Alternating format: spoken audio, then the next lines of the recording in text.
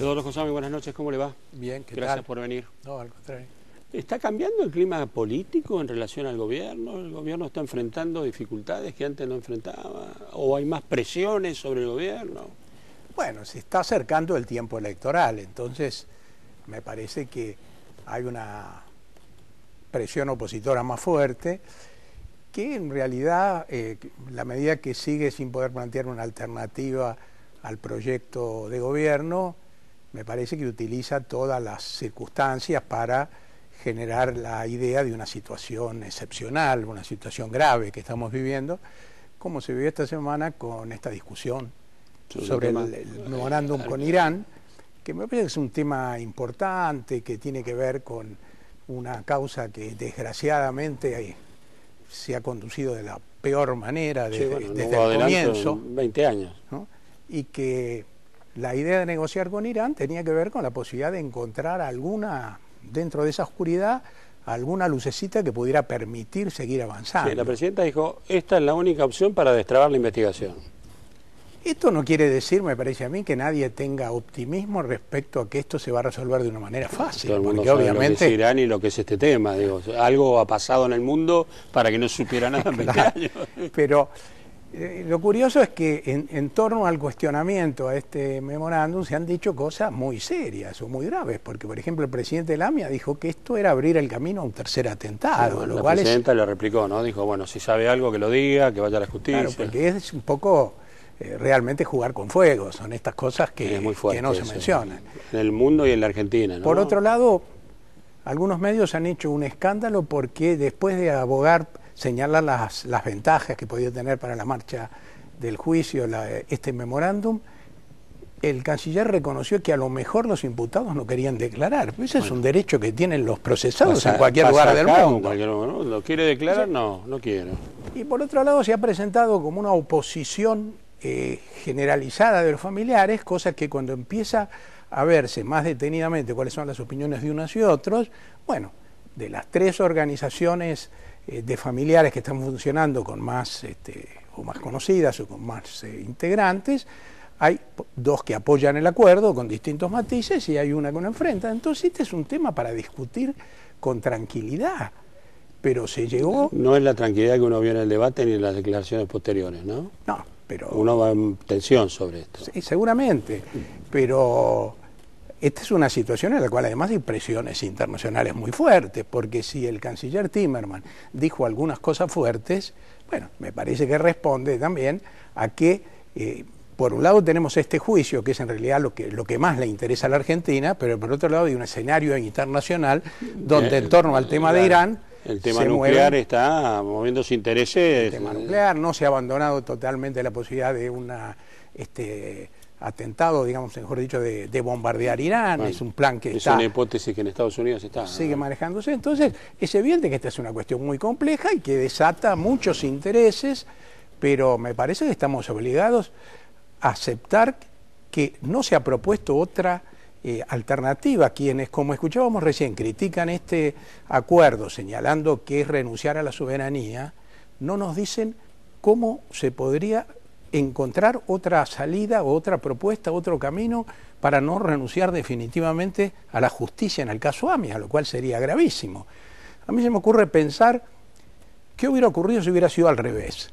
Si alguien hubiera propuesto, bueno, ¿por qué no vamos a negociar con Irán? Y el gobierno hubiera dicho, no, nosotros no vamos a negociar porque esto es renunciar a la soberanía argentina. ¿Usted qué dice que hubiera pasado al revés? Yo creo que hubiera pasado al revés, pero es obvio.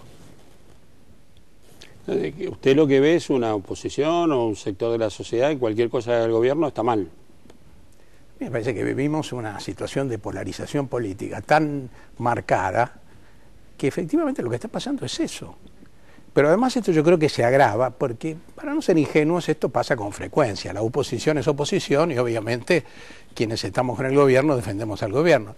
Pero esto se agrava por la existencia de una oposición que no tiene una política clara. Porque se sigue discutiendo, bueno, la oposición no se une. La oposición no se une porque no tiene acuerdos. Por ejemplo, la oposición cuestiona la política del gobierno en relación con el aumento de precios. Sí. Pero la oposición de Wiener no es lo mismo que la oposición de Macri o de Narváez en cuanto a la visión que tienen de la economía. Entonces, como la oposición no puede plantear alternativas, recurre a esta costumbre, digamos así, del escándalo, un país que vive siempre al borde del derrumbe, ¿no? En un momento es porque se firma el memorándum con Irán, en otro momento es porque la situación cambiaria ya preanuncia una crisis económica, y la verdad que este es un país que tiene dificultades, porque en este momento todo el mundo tiene dificultades, pero las dificultades se están intentando encauzar preservando lo que este gobierno considera los aspectos centrales de su política, que por otro lado es lo que tiene que hacer, porque la razón por la cual la gente lo siguió votando después de 9 años de kirchnerismo. Ahora, ¿usted tiene la impresión de que un sector de la oposición o del poder en la Argentina juega el desgaste de la presidenta para, no sé, que en el 2013 la oposición se convierta en alternativa, pero no en base a valores propios, sino a desgaste del gobierno?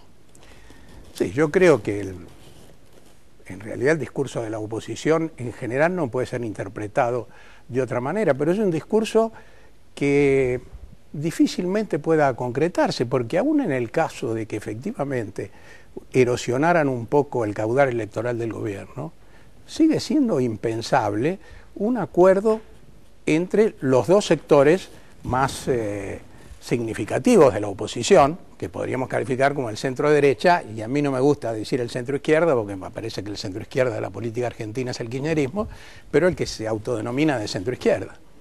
No, eso seguro, digo, para ser más concreto, no veo un acuerdo entre el FAP y el PRO, por ejemplo, de eso estamos planteando.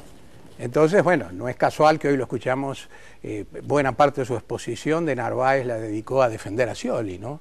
Parecía un representante del gobierno de la provincia de Buenos Aires.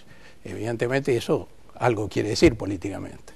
Sí, me parece la impresión de que de Narváez lo defendía a Scioli, o entendía que Scioli podía ser víctima de la política de Cristina. Digo, lo vi por ahí yo, ¿no? Sí, por ese lado, pero yo me animo a pensar tal vez un poquito más lejos. A lo mejor tiene que ver con esta posibilidad de crear alguna otro tipo de alternativa, que no me parece que por ahora se esté perfilando claramente, pero me parece... ¿Lo ve a Scioli o lo que Scioli representa como un peligro para el proyecto de Cristina?